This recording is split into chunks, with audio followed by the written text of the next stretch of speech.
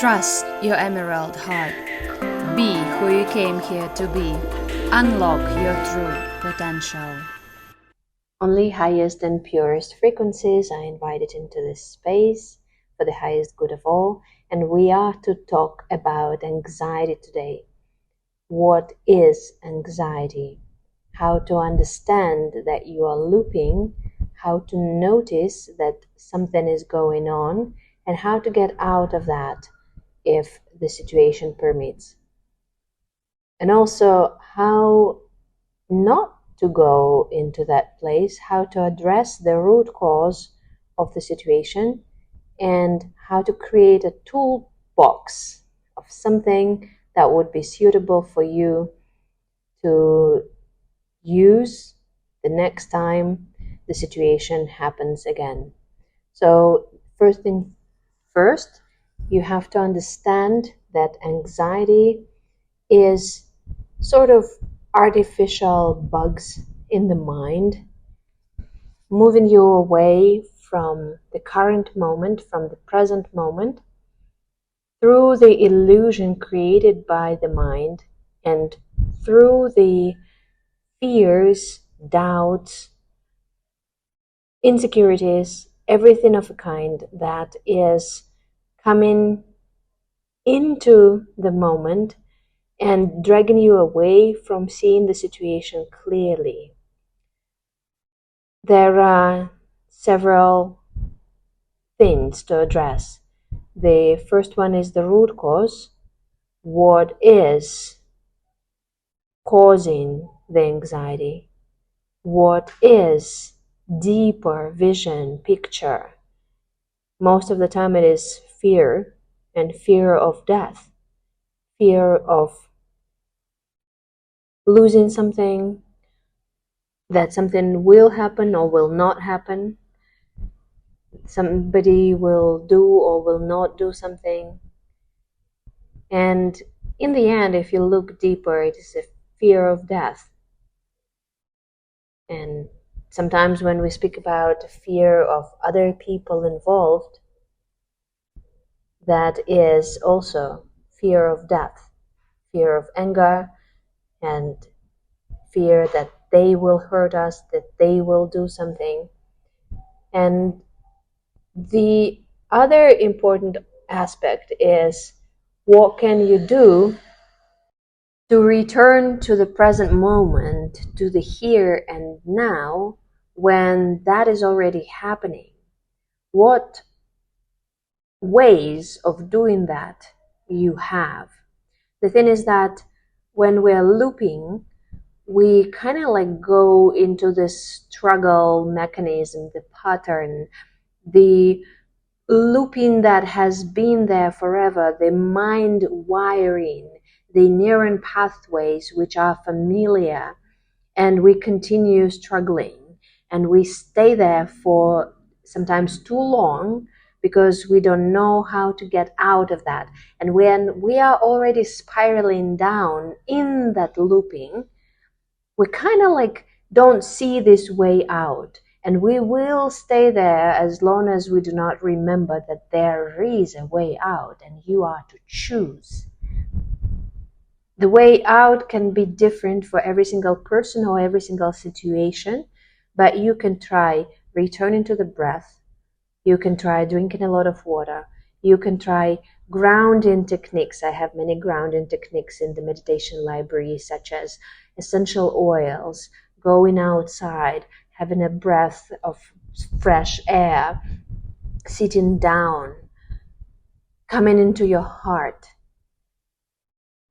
And all this, they will be helping you to come back into here and now. If that is the fear that is causing anxiety, you can ask yourself, is there something that makes my life endangered? Like, am I in danger right now in this particular moment?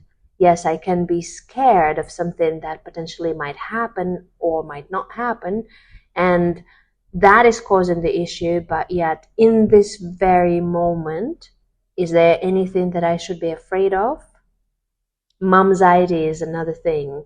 Many moms are scared that something will happen with their child, especially the little ones, and we are constantly in this stress response, like I need to rush, I need to go and do things faster, I need to chew or swallow the food without chewing, and this is like a mechanism which gets adapted to the system very, very quickly without us noticing that. Yet breathing, breathing in the moment, coming back to the heart, coming back to the moment, coming back to the body is essential. And it's important to understand and also to communicate about this need of yours to those around of you, because they will notice the after effect. They will notice your condition. When you are stressed, everything else around you falls apart. Yet for you to fix it, you have to fix yourself first. How you feel, how you breathe, how you move, how you act. And coming back to the body, stretching, moving, shaking, even screaming is really helpful, because all those are helping you to come back to the moment and to release everything that is imaginary. And you can see it this way: the anxiety of the mind is the artificial bugs which come and try to suck your energy, like entities, okay? You can say ghosts. They try to suck your energy so that you focus on those thoughts which are looping and which are not the reality, yet in the reality it is something else.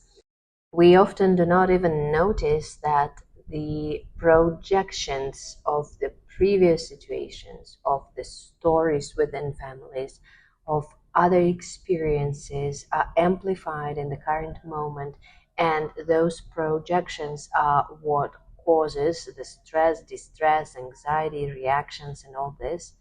And it's important to differentiate the current moment, the situation you are in, and also that pain from before.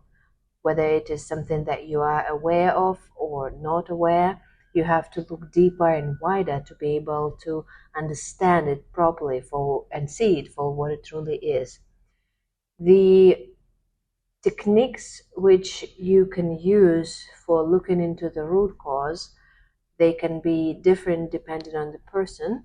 They can be something like transmissions, working with the subconscious mind, meditations, psychological work, inner child work. Lots of different techniques are used in the therapy, talking therapy.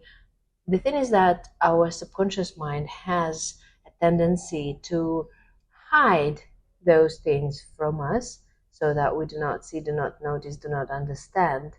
And only glimpses of those experiences are brought to the surface when the situation happens. So we actually know the pattern, we know the comfortable way of dealing with that situation, of responding or reacting or like communicating.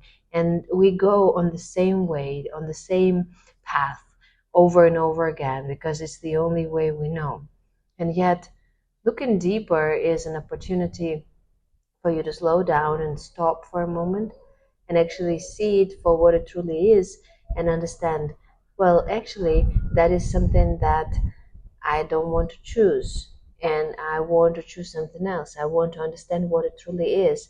I want to look into the root cause. I want to see the original trauma.